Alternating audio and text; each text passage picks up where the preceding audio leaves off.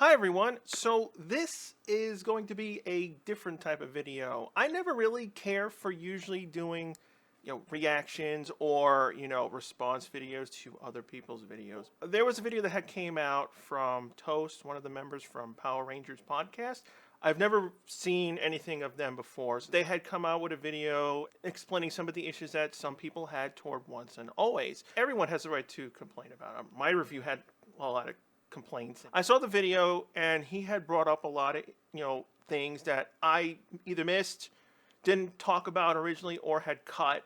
So I wanted to make a response video because he did make some really good points. And there were a couple of things that he didn't get right or I just didn't agree with at all. Since voicing my opinion on this special, giving it a 3 out of 5 on my Twitter, I've been called a hater. I've been told that I just don't get it, told that a negative opinion isn't worth sharing. Well, I don't agree with that. Everyone has the right to voice their opinions, whether positive or negative. It just depends on how you do it. Because, there's ways to say, look, this didn't work, this sucked, this was stupid, you could improve it here, and whatnot, versus like, oh, this person was a piece of garbage, trash, this, that. There's many reasons to not like Once and Always. You had different expectations, you wanted, some improvements in certain areas, or there were just, plot issues that you really didn't like. Like I said, I had some issues along with that as well, but I did enjoy it. Power Rangers as a brand is a legacy franchise. Over its 30-year lifespan, it's been on the air the entire time. Yet, aside from a single attempt in 2017, its core audience has never grown. It's tried a more mature season or two, of course, but ultimately it never took the audience with it. Look at similar properties such as Ninja Turtles, Transformers, or even Marvel and DC content outside of the comic realm. In the 90s, these were franchises that were seen as being for kids, and in some cases, the media created was made exclusively for kids. Now I'm going to stop him there. His examples are okay, but not the right ones. He brings up Transformers and Ninja Turtles and Marvel and DC. You really can't compare the movies of the Transformers and Marvel and DC with Power Rangers because, again, the movies are PG-13, so they have a higher age rating. So, of course, they could be naturally more mature. Second of all, you really shouldn't compare the Transformer movies and Turtle movies because they're mostly hated because of how dumb either their designs were or became, or their stories just became worse as they went along. So they're not really good examples. What examples I would have given in this case would be Transformers Prime and Avengers Earth Mightiest Heroes. Those are the same age brackets of Power Rangers. He also tried to give the examples of, these brands were made for kids and then they grew up. In this case, no.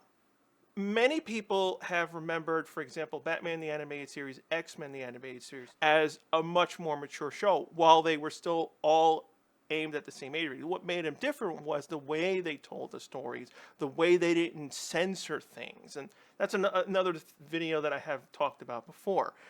X-Men and Batman would not do things that Power Rangers did in order to avoid, complaints of the early 90s. They were in the same bracket range aimed at kid audiences. One just didn't treat the kids as stupid versus the other one wanted to babysit them. That's the main core difference between Power Rangers and Batman and X-Men of the 90s. Marvel and DC have quite incredibly grown with their audience while keeping their core. He kind of forgot about Beast Wars, which was, compared to Generation 1, an actual realistic serious series that's happened in the 90s. So it's not just been like in recent time. I understand where he's coming from. Power Rangers has a specific way they tell their stories, like very young age friendly, which is kind of contradictory to what it's trying to do because, again, it's a Y7 series, but, for example, seasons like Ninja Steel, who were trying to throw in those moral, messages, which are more, rated for a Y show, which is why fans had complained about Ninja Steel specifically doing that because they didn't know where to go. But at the same time, the writers are not treating Power Rangers in a more average series. You can be campy, you can be corny, but at the same time, the situation has to be realistic versus you ignoring aspects of the story that would normally come up. Power Rangers, however, has not successfully grown with its audience, which it is, and the successes of Once and Always are proof of that. Though if you look at a lot of the casual and critic responses to the special, so not people like myself or yourself watching this, there's a common theme. Badly acted, cheesy lines, 10 out of 10. A lot of the fans in Ranger Nation disliked Joseph Kahn's unofficial Power Rangers short in 2015. People clearly still want to see more of that kind of more mature approach. Evidently, according to current Power Rangers showrunner Simon Bennett, Once and Always was mature. But was it really? The most common evidence I see cited for this is the usage of the word kill and talking about death. And you know, we simply don't get that in modern Power Rangers. Which brings me up the issue of all this. I agree with him. Saying death and kill does not make Power Rangers mature. It's simply something that was removed from the series for no reason, which is proof in the age rating that the special got. You can say that saying kill and death makes a show more mature, but it's still rated Y7/G, the special. It didn't change anything. The reason why it feels odd or weird is because when we're watching Power Rangers, we're expecting them to say destroyed, perished, things to avoid the word death. Now, there are instances where they did say the word death before, but the point is that it should be a common occurrence because in older animations and kid shows in the past, in the 90s, they didn't have this problem. It became a problem due to various, parents complaining about violence and whatnot from, Mortal Kombat. That's where it initially has stemmed from. It came from those aspects. So shows overcorrected, most shows in the 90s, not all of them. They overcorrected, and so they started toning things down that people would object to. But realistically, it made no sense because at the end of the day, death, kill, whatever, doesn't change the age rating. We said it in the past, and many other cartoons running alongside Power Rangers said it too, so kids were still hearing it somewhere, somehow, so it made no sense for Power Rangers to keep doing this.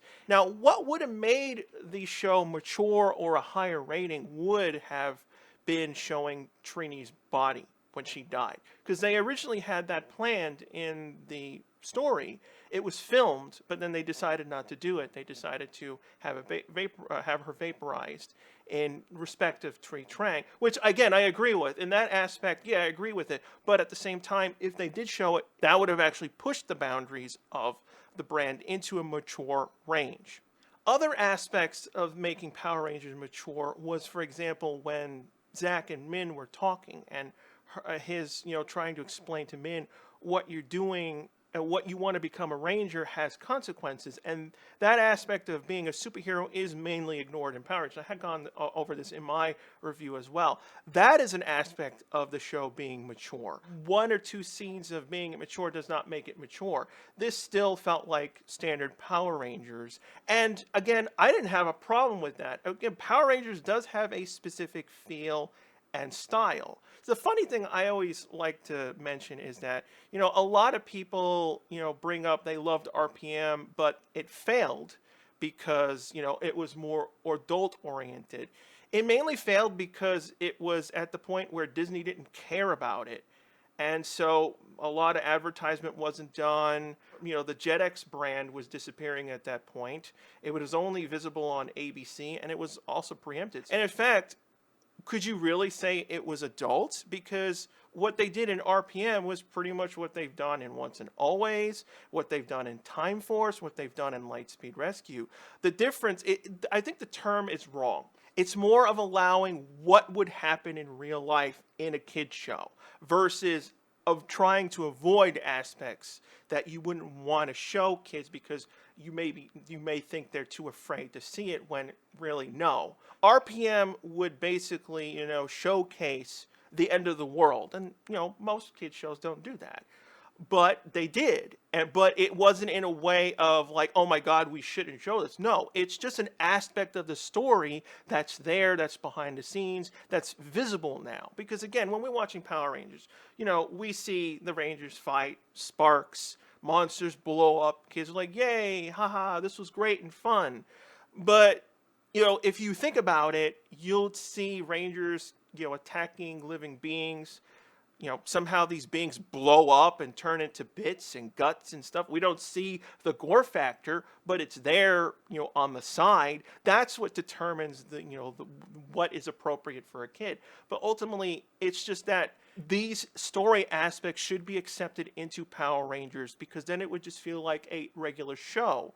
That's what you want really a kid show to be. It should just be treated as a regular show that anyone could really watch, but it's in the appropriate range where a kid can watch it with no issue, where it's just like, oh, it's filled with blood, oh, it's filled with curses. We also know that former Power Rangers writer Jackie Marchand, who worked on the show over a lengthy 15-year period and is a huge fan favourite, was the story consultant. But according to Simon, she's actually the reason we have the rad bug, as well as a visual mention of Bulk and Skull. Now, I agree on this. If you're going to bring back Jackie Marchand, who has, a huge bit of knowledge because she's been there for, like you said, 15 years, you would want to use her for that knowledge. But they ended up using her for just the rad bug and Bulk and Skull's, advertisement, reference. That seems like a waste because basically it showed that, the main writers knew a lot of backstory as it was, which is great. All the writers, if you're working on a property and you're like, well, this property's been, going on for 30 years, 40 years, 50 years, and if I was not, like, say I joined, a TV series that was running for 20 years and I never saw anything. The first thing I would do would be like, okay, I'm going to go and watch everything about the show, whether it's side things or not, so I understand it so that when I come in to either produce, write, whatever, I know where these characters have been and where they should go. And of course, you're bringing me in because I want to, bring in new story ideas. Yeah, but I still have to respect what they've done in the past and how these characters act. That would be my goal. And the writers, for once and always, did that. Why did you need to bring Jackie in? If she just simply gave you those two suggestions or ideas to put in, you really just stuck her name in for, notoriety versus her actual talent of using her. So that was basically a waste. Something non-Mighty Morphin Power Rangers that was included was SPD, but in this instance SPA with Adam and Aisha. But these timelines don't add up. Simon says that SPA is Space Patrol Alpha and was written to foreshadow SPD. With SPD series being set in 2025 and Once and Always being in 2023, this allows 2 years for Space Patrol Delta to establish itself as an intergalactic agency. Except in the first episode of SPD, we hear that Boom flunked out of the Academy 5 years ago. Okay, now I want to bring up this issue. Now, I get where he's coming from. He was, the way Simon had said the tweet, oh, it was just, an Easter egg of, setting up SPD. He said it as an Easter egg. It wasn't the fact of, oh, we just have 2 years and we're going to immediately start up SPD. That's not the case. We know SPD has been going on for many years prior because it would make any sense other way, like he tries to point out here. Problem is, it hasn't been established on Earth right now. Basically, what I saw from it is that, SPD has existed. It has existed on many planets for many years. Let's break it down. The first instance of SPD referencing actually starts in Mystic Force with Piggy. He appeared in Mystic Force. It takes place in, was it 2006, if I'm remembering correctly? So Piggy first arrived on Earth in 2006. We have roughly 18 years until SPD is on Earth. So the point stands. SPD does exist. The thing is that we just have to catch up to the point where we're on SPD on Earth. So bringing up the Trubian Empire, SPA, and Adam and Aisha working in that side department of SPD still works because we do know that at some point Sky's father became a part of the very early versions of SPD because he had a Time Force uniform suit, which is another story that we don't have no idea what's going on, but let's ignore that for a second. He had the SPD badge. So that's like the early indications of SPD.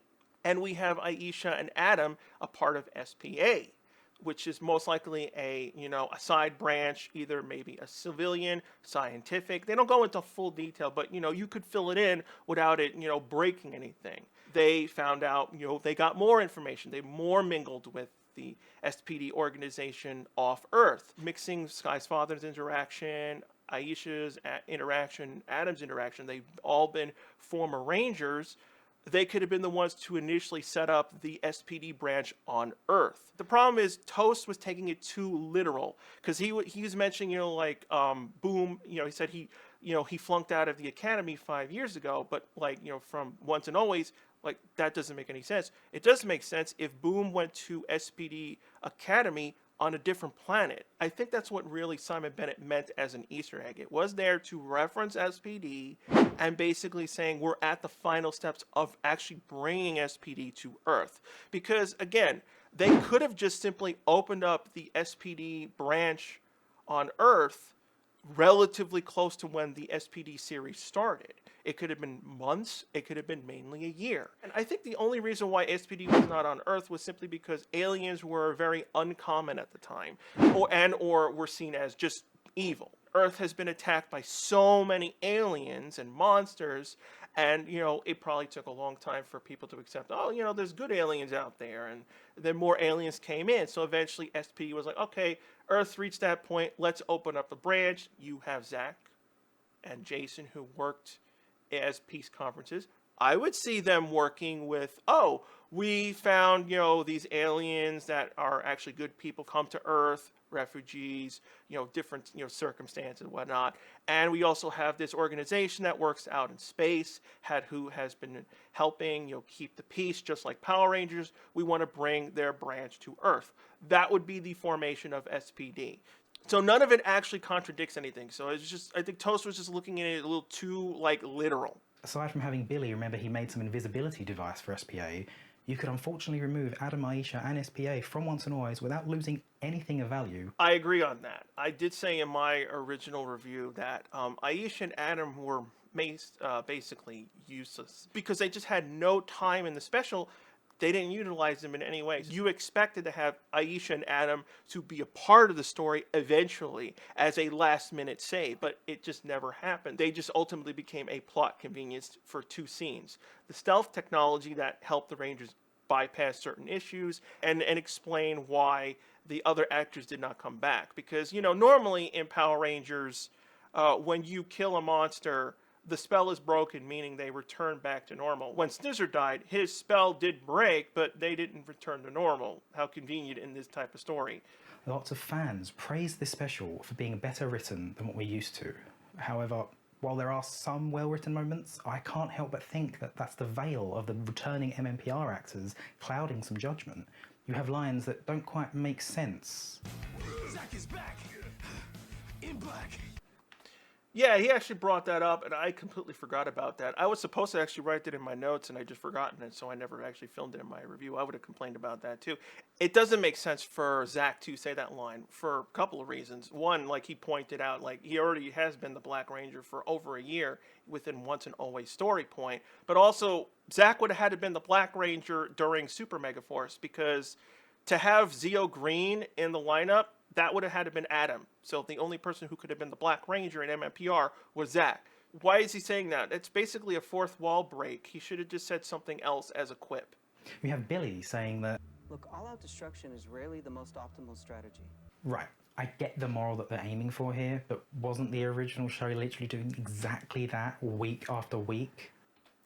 Okay, yeah, this is an issue that a lot of shows have, and I understand his position. It's like he's not wrong, because basically what PR shows is that the Rangers attack the monsters, they blow them up, stop, end of day. They don't really care that they're killing monsters and whatnot. While Billy is trying to give this moral message to Min on what to do. The situations are different. We're so used to seeing the Rangers attack the monsters, blow them up, and then that's it. Zordon's one of his main principles was never escalate a fight. Now, in Power Rangers, the Rangers actually don't directly attack Rita, Zed, whatever monster. They wait until the monsters come to Earth and do something wrong. Then they go attack. The main thing that the Rangers do is that they don't start anything. And usually, whenever they finally have to take down the main baddies for that season, they usually try to imprison them above things first until they have no alternative. The reason why Billy was saying that to Min was because, again, he was thinking in the sense of, Min was not, caring about that. Min was out for revenge, for blood. While the intentions are good in the sense, it has drastic consequences for multiple reasons. Even if she could morph, like, for example, Eric. In Time Force, he got the quantum powers. They didn't have the morphing grid guiding those morphers, those powers. They were technology, and anyone can wield them. And Eric had, his internal problems with people. And of course, he was taking it out on the monsters, and he saw all monsters as evil, like how Power Rangers usually shows it. But when they did that episode where, Trip showed, like, not every monster is evil because I'm an alien as well, that was what Billy was really going for. Min, even if she had access to the saber-tooth tiger powers, one, if she didn't have the powers, she could endanger herself, get herself killed because she's going in headstrong, no plan, doesn't really care. All she's trying to do is kill Rita. She would get herself killed.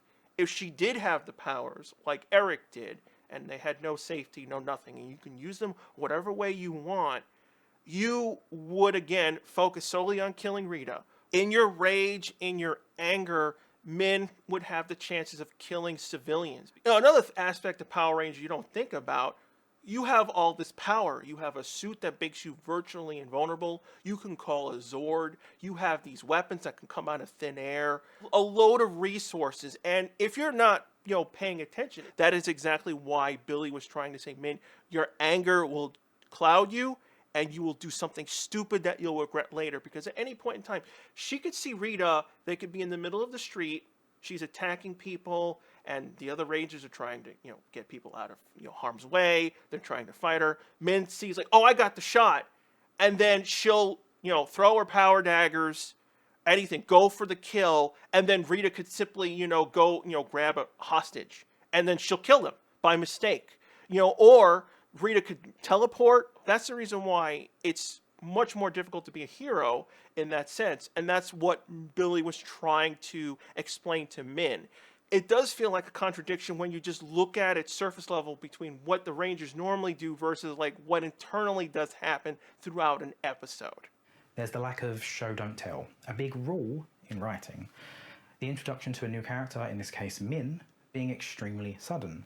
Okay, yeah, I do definitely agree with that. But again, a lot of these story issues come from the simple fact of the time limit we were in. I regret not mentioning it in my original review, but again, I had filmed for an hour and I cut out basically half of it. And I did bring up this, but I deemed it was just too much and I decided to cut it. But yeah, Min was completely brought in very suddenly and they really did not explore her character correctly. And that's one of the reasons why everything feels so jarring all over the place, because I did say in my old review, there was no time for scenes to breathe, except for one. Like I said, the Zach and Min scene. That was the only time the special had a moment to breathe and explain what they're trying to do.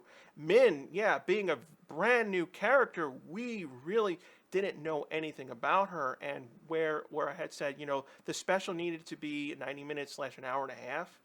Those 30 minutes, 5 or 10 extra minutes could have been literally introducing us to Min. We really didn't know who she was to really build her up. So again, it was mostly, telling, and showing is much more important than telling. And a lot of times writers do this as a crutch in order to be like, oh yeah, this character's cool and all, and they have actors or characters in this case say that, but then never actually show it. So there's a disconnect of character actions versus what they're saying. This character's cool, this character's honorable, but if we see them doing dickish things, but the character's saying that, we're not going to believe them or agree with them. It's really there because they don't want to actually build the character up properly, where, okay, you want to start a character where like they're dicks, and you want to have them progress through a story where they eventually understand why they were dicks, and or evolve past that point where they become the hero of the story or a likable character. And they don't want to do that because it's hard. You have to set up set pieces, the journey itself, and you usually just want the payoff. And that's usually a bad writer where they were like, I just want to do this, this, and this, get to this, and not think logically. And it brings up another issue that Toast brings up as well. Speaking of tropes, Deus Ex Dino Fury became somewhat known in the fanbase for revealing that the Morphin Masters intervene at several key plot points in the show's history. A fan asked Simon online why the Morphin Masters didn't just stop Trini from dying, and Simon's reply was, because then we wouldn't have a story. And that's the worst you can do as a writer. When the Morphing Masters were created, I loved them for the fact that they were using continuity from mmpr, and they create, they wanted to create these beings that were basically a part of the grid, because the grid again was an abstract thing that we really didn't know anything about, so you could throw anything at it within reason. That's the problem when you have like something so powerful as the grid, where it can do so many things. You have to have rules. With magic, you can do virtually anything, right? So that would cause a huge amount of plot holes in your show. You had established, for example, oh, someone could make this reviving potion. Oh, then people can't die. So when you have these dramatic moments where, like, oh my God, this character's about to die, but then you'll know, oh, they have this reviving potion. It's not a real big deal. So what you do to compensate with that is to make the reviving potion have either a limitation, meaning either the materials it uses is rare, so it's hard to get, so you can only do it every so often. Other things is that maybe it's also a sacrifice. To revive someone, you need to kill someone. So that's how you rein in, magic, for example. Same thing happened with, the Dragon Ball series. You have the Dragon Balls that can do virtually any wish, but Toriyama did set up various rules to restrict the balls, so when stories did occur, you could do them. Initially, he had the balls can only revive a person once, so they ran into that problem. Other things is where the Dragon Balls, you can use the wishes, but then they have a certain amount of time to recharge. So you have to wait a full year. This allows stories and dramatic tension to still occur, because if you have to wait a year and you can't wish for the Dragon Balls to bring back Earth, and everyone dies on Earth, there's no one to bring back Earth. Everyone's dead. So ergo, no one can come back because the balls were not unavailable to rescue them at that last minute. The Morphing Masters, when they created them, they virtually became God, where we saw them revive people, or alter people in cases like Steel. But there is ways that you could have dealt with it. The problem is they didn't do that, because what they showed in Dino Fury, that the Morphing Masters can intervene, whether it's, it wasn't good, because they do have that whole storyline where Green was the one who intervened and she really wasn't allowed, which is kind of a copy of the Ancients from Stargate.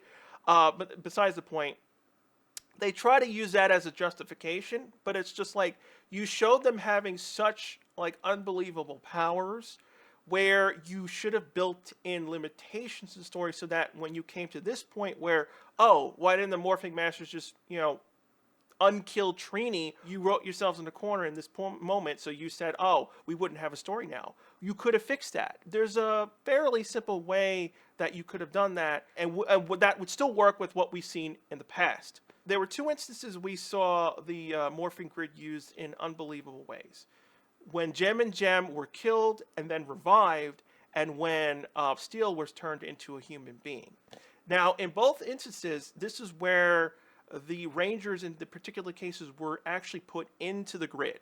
Venjix had altered the grid in a way where he grabbed the Rangers and basically pulled them into the grid and got them deleted / killed. And then basically Dr. K did the reverse. Used the grid to restore the Rangers and make them come back to life. Same thing with Steel. Steel had entered the grid and then became a human. So it did these miracles, but in those cases, they all entered the grid in some capacity. That gives you an out.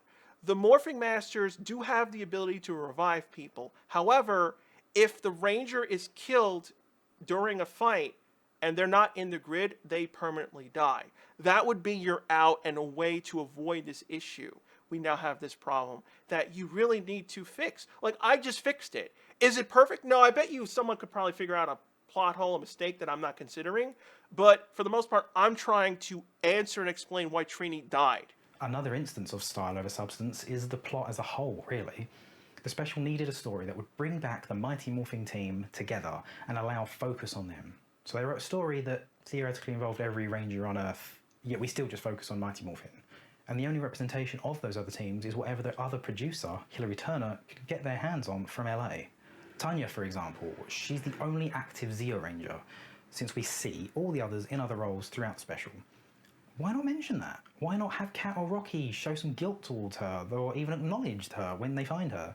Now, again, that problem stems from the fact, again, they didn't have the time. Now, again, I agree. you did create the story, which does involve all the Ranger teams, and we do see them technically as those figurine statues that are being used on the time machine. Again, we run into the exact same problem that every other problem is actually being spawned from. They don't have the time. They took Rangers from various teams. We just didn't see them. Now, could they have shot these moments? Of course. And I'm talking about if they actually had a full hour and a half, 90 minutes, they could have shown these snippets here and there of seeing Snizzard and Minotaur capture the other Rangers. But they would mainly be in suit, and that would be it. They would not hire the actors back. Because again, you add more of the actors, you're going to add more time needed to the story, and it would suffer more. For a celebration of the brand, and mmpr in particular, there's also a lot of iconic elements that are just missing. There was no use of back to action. There was no use of more phenomenal, which is odd with how much of the focus is on Billy throughout. Again, there are elements of a show that everyone would love to see. In the case of the whole back to action, story-wise, didn't work. So to me, it was okay. The main story of it was Snizzard and Minotaur were tracking the Rangers because whenever they're morphed, they were giving off an energy signature that they could follow. So the main reason why we don't have any back to action, because the majority of the time the Rangers were powered down. It was either they already morphed or they powered down. And back to action is only used when the Rangers come back to the command center and decide to take their helmets off. The story was basically dictating how their powers worked. It gave them no chance to actually do that. So while we did lose that, we did gain one. Because another aspect of Power Rangers that was mainly ignored was them saying the word power down. Bizarrely, for nearly 20 years, no one said that for all the seasons. We would see the effect power down, but no one would ever say that. So they did actually bring that part back to the special. So we basically got one element back, while one element not. And I don't expect every element of a season to appear, and as long as the story justifies why it doesn't appear, then I'm okay, versus it doesn't justify it. Because a lot of people had their complaints of the Power Blaster. Even Toast in the video had said, they didn't show the Power Blaster. I could understand the argument. Oh, it's iconic, it's this and that. But what we saw in the story, how they had it set out, there was no actually way to do it. Now, what do I mean by this? You have to think about how the story affects everything in the series. We don't have Trini. Trini died the year prior. We don't have a Yellow Ranger. So there's no way to form the Power Blaster for the entire time before Min becomes the Yellow Ranger. Second, another reason why we can't use the Power Blaster was because when we did finally get Min and she became Yellow Ranger, everyone was fighting in the palace. This is a close quarter situation, on top of which that we actually have a hostage situation going on. The Rangers that are in the time machine. The whole reason why they couldn't simply blow up the machine was because the risk of killing the other Rangers. So again, you have this close quarter issue and you have the Rangers. So even though you have Min, you cannot use the Power Blasters under these circumstances. Another reason why they couldn't use the Power Blasters, because I know some people would say, well, when Rita was ready to be killed at the end, they rescued the Rangers, the machine was destroyed, well, they could have used it then. A couple of reasons why. Min had already thrown her power daggers that pinned her down. So again, you couldn't form the Power Blasters. And second, if they did use the Power Blaster, the Megazord was directly behind her, so it would have risked firing on the Megazord as well. Now, of course, some people would say, well, they could have made this, the scene work, and of course it's true. They would have had to redone the entire sequence. It would have had to most likely play out with they had gone to the palace. They got ambushed. They couldn't risk, fighting in the palace. So what they could have done was have Snizzard and Minotaur grab the Rangers, and they all teleport down to Earth. That way, you can have, for example, the Rangers form their Power Blaster and blow up Minotaur. And then that way, you can go to the next step where, okay, Snizzard, is scared, runs away, teleports back to the palace, and then Rita's like, well, why did you come back here? The Rangers are going to follow you. They follow her, and then she does the whole Megazord thing, and then we get our Power Blaster moment. But another thing I also want to point out, while we didn't get the Power Blaster, we got the individual weapons. Now, one of the most common things when it comes to weapons that can combine, 99% of the time, we usually just have the Power Blaster and that's it. They rarely ever use the Rangers' weapons individually. And that also goes for the Zords. Whenever we have a Megazord fight, that's it. We have the Megazord fight, and we rarely have the individual Zord fights. And after so many years of a season, I would prefer to have the individual weapons be used And they did get used really well here. Like, for example, I think this special was probably the longest time that the power daggers were used in such a way. When does Zach or Adam ever use the the blaster mode on his power axe? I mean, they forgot it in Once a Ranger. Adam was doing moral support instead of using his blaster mode on his power axe for that finisher. So we did get a trade-off. I can understand everyone's frustration. I want to see all this. I want to see all that. I said the same thing. I would have preferred the original teleporter effects versus the modern one. For me, as long as the story justifies it, I prefer that. Then I'm okay with it. But I do agree with Toast. They did forget to use the word more phenomenal, which has been a staple in all the anniversaries. I think every single anniversary said it, at least from someone. And it did feel odd that they just forgot about it. But I actually forgot about it. It was just something that I just didn't remember in the moment. And even until this point, until he pointed it out. It does sting more because, again, we had Billy back after 2+ decades, and he's the one who said the word. No viewing globe, despite it being part of the set and featured in earlier drafts. He's right on that. I actually had put this in my notes, and I actually filmed this in my review, but it was another thing I cut out. But yeah, he's right. The viewing globe didn't get used. Now, the problem was this. When they updated the command center with all the new stuff, they added those screens.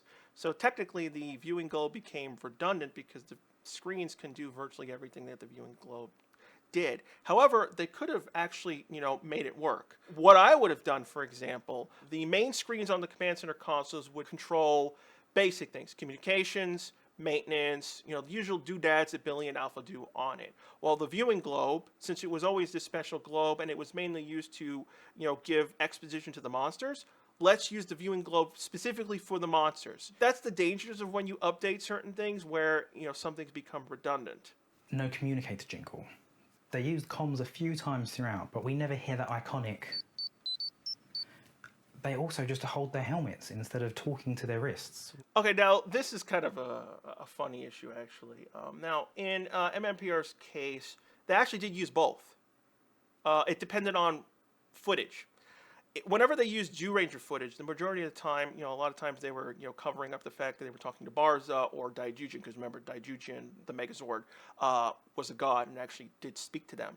So in some cases, the Rangers would talk from their helmets, basically. They would not use their wrist communications. But in the US footage, they exclusively did use the wrist communicator. However, I do have to point out they did consistently keep the Blade Blaster color.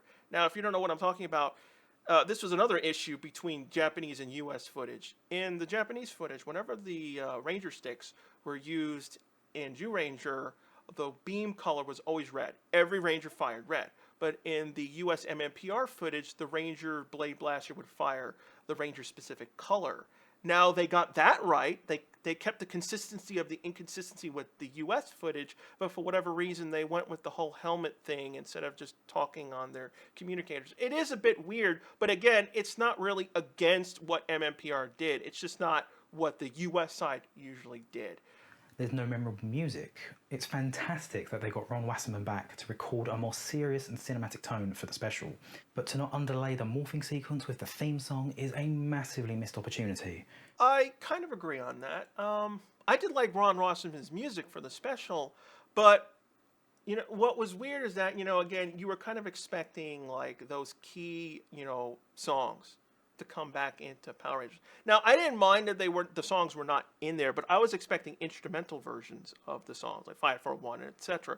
And when the Zords came out for the Megazord formation, he did use his Zord theme song, but I don't know. It was, when we watched the mmpr version, even the instrumental version, it had much more punch. When you hear the Zord theme, when they come out, the synths are blaring. When they did it in the Once and Always special, it's more muted, more simplistic, more calmer. So it kind of loses the emphasis. Yeah, I wish Ron Wasserman would have kept the emphasis on the strength of the music cues. No team pose. We know that they shot this thanks to some Netflix behind-the-scenes content, but apparently they opted for the running shot as it was more dynamic, and that to use both would have undermined their impact. I get that, from an editing standpoint, trust me. But have you seen Power Rangers? I do understand that, oh yeah, the running shot versus the, explosion shot, they chose, one or the other versus using both. But I do agree that they could have used both because Power Rangers, like you said, has done that many a times. I ultimately think the reason why they edited that way was simply because they didn't have the time. They were probably trying to cut as much as possible out of the special. Toast even says later on that the special was intended to be 44 minutes, basically 2 PR episodes. And I'm like, are you kidding me? When I heard that, I was like, this special would have been abysmal at 44 minutes. It's already poor at 58 minutes, and they were given basically a third episode of time. And I'm like, 44 minutes would have completely destroyed everything. It would have been horrible then. Can you imagine how much stuff would have been cut out? And I believe that's what was really going on here. They were basically said, we want to get it down to this specific time versus trying to put everything into it. And I have a feeling there were probably scenes that went on longer and moments that went on longer that they had to cut out that would have actually been more preferable here. We probably will never know because usually, any cut footage is usually just lost. In PR's case, they don't usually include it anywhere. We don't get any physical releases so far anymore, so there's no place to put it back anyway. If they did film stuff, it's probably lost. I said it in my original review, the time really harmed this special. Personally, I found some choices in the overall editing to be a bit odd as well. In the primary morph too, the timing between Cat and Billy is odd. There's just a tiny bit of a lull. But also there's a visual inconsistency with how they're holding, with Billy fully thrusting his morpher out, whereas the others are already extended. Now, that's actually been a thing in Power Rangers, mainly specifically Tommy. They did show, Tommy, when he morphed, he did actually open up the morpher. So there has always been that inconsistency. But again, we're so used to Dragonzord, Mastodon, Pterodactyl, Triceratops, Saber Tiger, Tyrannosaurus. We've seen it ingrained from season 1 a lot. And it has, like Toast said, there's a tempo. And, from the behind the scenes from Instagram, when David Yost showed his morph, basically they only did one take. So the take that we saw was the only one they really did. So they didn't give him like 2 or 3 takes to actually have him either fully extend it up and then say the word, or do the, already out and just say the word.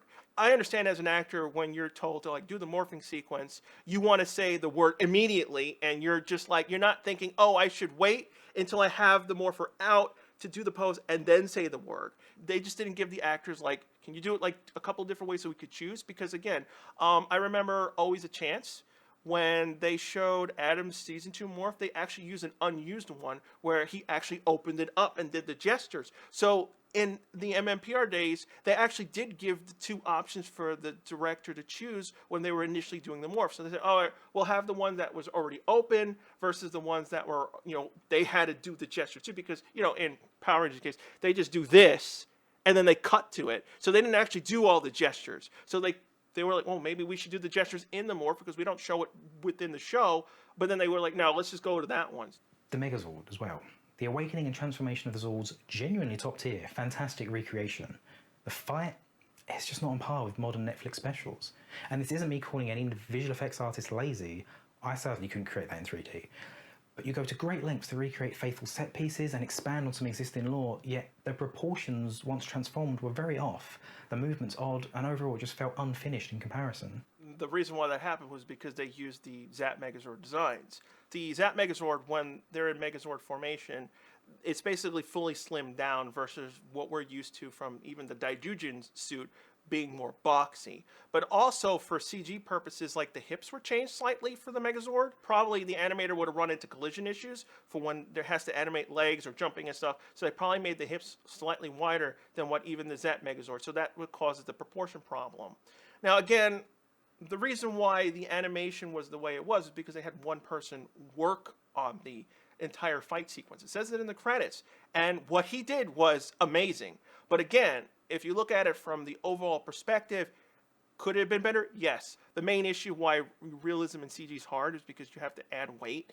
And again, there's some simulations that could be built in, but then other times you have to do keyframe to get hands and stuff to work. But at the same time, the animator was working on the lunar surface, and you're expecting, it has less gravity. It'll allow the Megazord to do things. So that's why he did all those cool flips that it can do, because again, it has less gravity. So, but you're also trying to incorporate a space environment where it has less gravity. So that was the reason why it didn't help the situation. So you had a very small team to work on the Megazord fight, on top of which they're trying to also accommodate, oh, we're kind of less heavy. So we have this weird, floaty, stiff, slowly moving Zord, because they're trying to accommodate what the live action show can just freely get from, recording at higher speeds. Because you want to make it feel heavier, but in CG, that's much more harder to do. So, what they had to do behind the scenes was very difficult to do, especially with one person. And it's one aspect of why I wish they had done it as live action, because a lot of the things that people complain about in the CG would have been freely done within camera by just simply having the real suit and the real physics involved. The Rotten Tomatoes score is, on first glance, very impressive. A quick glance at this, though, offers a little insight into the problems the special and the brand as a whole currently face. The 2017 movie, for example, sits at a much more damning 51% with 181 reviews. Once and Always, meanwhile, currently sits at just 13 reviews. And while the majority of these are considered positive, there's a common thread running through them. Not for everyone. Expectations should be low. Needed better effects, needed better dialogue. For fans only. All right, now this part of the whole Once and Always didn't really make any sense to me. Okay, a lot of the people's complaints were like for fans only and for it not being a reboot. I don't even understand the thought process on that. Once and Always is supposed to be a continuation of mmpr, and then people were expecting it to be reboot. Like, what kind of way of a reboot did you think was going to happen? They literally hired all the actors back from mmpr. So, like, were people expecting that, oh, they were going to bring back all the old actors and then tell a completely isolated story from all of past Power Rangers, and then they didn't do that? What advantage would that have done? Logistically speaking, even if you got everyone back who was alive at the time, because JDF was still alive at that point of filming Once and Always, you would have still had the problem of Trini. So you would have brought back 5 of the 6 Rangers for a reboot that was, out of continuity, and we're going to start fresh. Okay, so then you have to recast Trini. So then wouldn't people complain that Trini was recast and you have a new actor playing Trini with the old cast? But then what are you going to do in the reboot? Are you going to literally just do Day the Dumpster pilot with the old characters? Or is this going to be a continuation of where mmpr ended, which is what Once and Always did? For the majority of it, besides the Zordon being dead, which was from In Space, and a few other bits, this was literally a continuation of mmpr. Everything that happened, minus Zordon dead and Billy going to Aquitar, everything happened. Like, people tend to forget that Rocky, Aisha, Adam, and Kat all are a part of mmpr. They're not the original Rangers, but they are in mmpr. So as long as you saw all 3 seasons of mmpr, you would know what was going on. So what did people really want? Because again, if you did a reboot where you ignored all of what happened to PR, we would just start over from Dave Dumpster with the actors being in their 40s and 50s, and they would just start the pilot over. So what do you do with the high school setting? That's changed, dropped? Are they in college? Are they just working regular jobs? If you didn't do that and you brought completely new actors in and did a reboot, then it's a completely fresh new cast, and then it just becomes, again, you're just going to retell the Day of the Dumpster story, which the 2017 movie. So, like, what did people really expect from the special? I mean, I could understand wanting, improvements. Toast did mention that, like, could the dialogue have improved? Yes, of course, it could have. I would have liked to improve it more. Could you have made it more serious? Yes. If you took out the camp and the corniness, and there's several lines where I was like, oh, that was very cheaply delivered. But again, they were delivering it because, again, camp, corniness, that's one of the key factors of Power Rangers. That's there. But if you wanted to be a more regular, average show, remove the camp, that's fine. That if people wanted it, it would have been interesting if they had gone in that direction and made it more like, basically, if they simply had made the special PG. But again, you run into the issue of you wanted the more phenomenal line. You wanted those aspects of like, holding hands together and jumping up, those kind of staples of the campiness nature of Power Rangers. If you do make it a more average show where you remove the camp, now you can't have it. I know some people will argue that, well, Marvel has done camp and seriousness. In recent times, they've perfectly shown that there's a bad way to do it, because Marvel nowadays is they want to do a serious movie, but then there'll be various scenes that come literally right after a serious moment where they're making fun of things, and it just breaks tension. It breaks the balance. It's very difficult to have a serious moment and then have a cracking joke. It's not like it's impossible, but it does require a skill set for the writers to know when to do that. And Marvel, who has so much money, is now faltering in that area where they're just like, we're throwing in jokes for the sake of jokes and not caring where it's actually coming into the story. Most cases not. You either have to have Power Rangers with the camp or play it straight. Power Rangers has done that. It's not like it hasn't. Because everyone always brings up RPM. Oh, it's, serious in this. It has serious elements, but it still has camp and stupid. It's just like everyone sees RPM and they're like, oh my God, this dystopian world that's dying, Dr. K and all this. And they're like, what about Ziggy, the Green Ranger, the dude, the weird dude in the back who did stupid crap with the crime bosses, almost got himself killed, but then he's like constantly cracking jokes and being funny. So basically what everyone is wanting from mmpr once and always, they wondered what RPM had. And that audience then saw a production at the same level the franchise always sees. And it simply isn't enough to sustain or satisfy that wider audience, or to attract new fans, or to grow the brand. We're back at square one with nothing truly gained or ventured. I wouldn't say that 100%, because again, the special did showcase that it does work. Now, like he did say, will it work all the time? MMPR is the bread and butter of the franchise. No matter how, fans are sick and tired of them releasing toys and stuff from mmpr all the time, and we would want to move on to the other seasons, and I do want that as well.